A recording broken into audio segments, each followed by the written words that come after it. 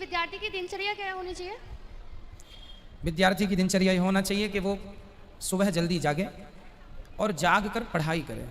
पढ़ने के बाद वो अपना पूरा स्नान ध्यान करके सूर्य भगवान की उपासना पूजा जो घर की हैं छोटी हनुमान चालीसा इत्यादि का पाठ करना चाहिए। इसके बाद उसे अपने माँ बाप को प्रणाम करना चाहिए और फिर पढ़ाई में यदि बैठना है पढ़ाई, नाश्ता का समय है नाश्ता, भोजन का समय भोजन।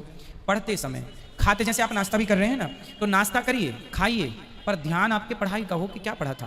वो दिमाग में वो चीज़ें घूमती रहें, वो चीज़ें बैठती चली जाएंगी। जैसे आप आज के बच्चे क्या गलती करते हैं, पढ़ाई तो करते हैं पर पढ़ाई से जब उठते हैं ना दूसरे कामों के लिए, खाने के लिए, खेलने के लिए, तो वो पढ़ाई भूल जाते हैं। उस समय भी आपके मस्तिष्क में वो पढ़ाई चलनी चाहिए कि हमने क्या याद किया था। वो रिवीजन अंदर अंदर चलता रहे। जो याद है वो रिवीजन अंदर, जो याद नहीं है उसका चिंतन होता रहे। आप खेल भी रहे हैं, आप खा भी रहे हैं, आप बात भी कर रहे हैं, पर अंदर वो चलता रहे। ठीक है, इससे क्या होगा कि आपका वो समय वेस्ट नहीं होगा। आप बात भी कर रहे हैं, अभी जैसे मैं आपसे बात कर रहा हूँ पर मैंने क्या पढ़ा था वो मेरे दिमाग में चल रहा है, मैं उसे अपने दिमाग में रखा हूँ। गुरुजी, हम पिछले जन्म में कोई पाप करते हैं तो अगले जन्म में हमें उसका दंड मिलता है। ठीक है। तो जैसे अगर किसी और के द्वारा हमें दंड मिलेगा, जैसे हमने अपने माता पिता को कष्ट पहुंचाया, तो अगले जन्म में हमारे बच्चे हमें कष्ट पहुंचाएंगे। जरूरी नहीं है कि अगले जन्म में, कुछ पापों का दंड इसी जन्म में मिल जाता है। तो उन जो बच्चे हमें दंड दे रहे हैं, हमारे साथ बुरा कर रहे हैं, तो उन बच्चों को भी पाप मिलेगा, दंड मिलेगा फिर? हाँ, ये प्रश्न बड़ा गूढ़ कर दिया आपने, बहुत गहरी बात है ये। अब आप ये कह रहे हैं, इनके प्रश्न को मैं आपको समझाता हूँ। इनके कहने का तात्पर्य क्या है? इनके कहने का अर्थ ये है कि जैसे मैंने आपके साथ कोई गलत व्यवहार किया तो अगले जन्म में आप मेरे साथ गलत व्यवहार करेंगे। तो जब आप मेरे साथ गलत व्यवहार कर रहे होंगे तो क्या आपको उसका पाप लगेगा? यही सवाल है आपका? चलो, सवाल स्पष्ट हो गया। अब सुनो बेटा, ऐसा है कि यदि मैंने आपके साथ कोई गलत व्यवहार किया, फॉर एग्जाम्पल माना कि मैंने आपके साथ कोई गलत व्यवहार किया, तो मेरे साथ गलत होगा पर आप नहीं करेंगे। किसी और के साथ, कोई और मेरे साथ, जैसे मैंने आपके गाल में थप्पड़ मारा तो मुझे मारेगा कोई थप्पड़। कहते हैं शेर को सवा शेर मिलता है, मेरे गाल में भी कोई थप्पड़ मारेगा पर आप नहीं मारेंगे। घूम फिर के कोई ना कोई कभी ना कभी मारेगा, वो आपकी प्रश्न का उत्तर होगा। आपने यदि किसी को आपने मुझे गाली दी तो आपको भी कोई, मैं गाली दूंगा ऐसा नहीं, मैं क्यों दूंगा आपको गाली? आपने मुझे गाली दी, मैं नहीं दूंगा, कोई और आपको देगा। कोई और, जो कोई और देगा क्या उसको भी दंड हाँ, मिलेगा? वो उसका इसलिए मिलेगा क्योंकि वो दे रहा है। क्यों दे रहा है? तेरे पास अक्ल नहीं है, क्यों गाली देना चाहिए? क्यों दे रहा है? आपका तो हिसाब खत्म हो जाएगा, आपको तो मिल गई पर उसका खड़ा हो गया पाप। अब उससे कोई देगा, उसका खड़ा हो जाएगा। क्यों? आपके पास बुद्धि है, समझ है, फिर क्यों गलत काम करें? इसलिए ईश्वर ने सबको विवेक दे रखा है।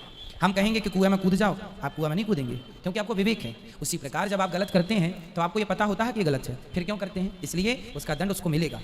गुरुजी, आपने बताया तिलक का अर्थ कि नारायण जी के चरण हैं और ये श्री हैं, तो इसी प्रकार जब हम आरती करते हैं और किसी के पैर छूते हैं या पूजा करते वक्त घंटी बजाते हैं तो उसका क्या अर्थ है? जब घंटी बजाते हैं ना तो जो भगवान नारायण के वाहन गरुण जी हैं ना, तो गरुण जी जब चलते हैं तो उनके पंखों से वही वेद ध्वनि निकलती है, वेदों का उच्चारण करते हुए। तो इसलिए घंटी को आपने गौर से देखा होगा तो उसमें गरुण जी बने रहते हैं। घंटी जो है ना वो गरुण जी, तो गरुण जी पे भगवान चलते हैं तो वो वेद मंत्र बोलते हैं, पर हम तुच्छ प्राणी कहाँ बोल पाएंगे, तो हम गरुण की घंटी बजाते हैं। तो घंटी की जो टन है उसी को भाव भक्त ये बनाते हैं, प्रभु यही वेद मंत्र आपके लिए है, तो इसलिए घंटी। और आरती करने का क्या अर्थ है? आरती करने के लिए भगवान का ये अर्थ है कि दीपक जलता है तो भगवान के आगे दीपक, जब आरती कई लोग करते हैं सीधी सीधी यूं नहीं करना चाहिए। आरती के समय ओम, ओम कैसे बनाते हैं? ओम, ऐसे आरती को ओम के आकार से ले जाना चाहिए। ऐसे ले गए, ये ओम है, ये ओम।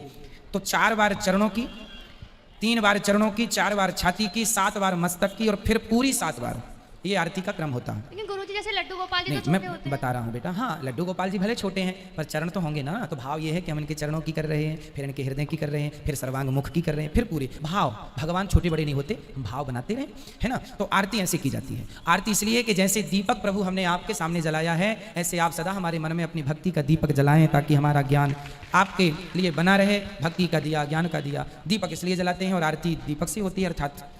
तो आरती के बहुत सारे अर्थ हैं।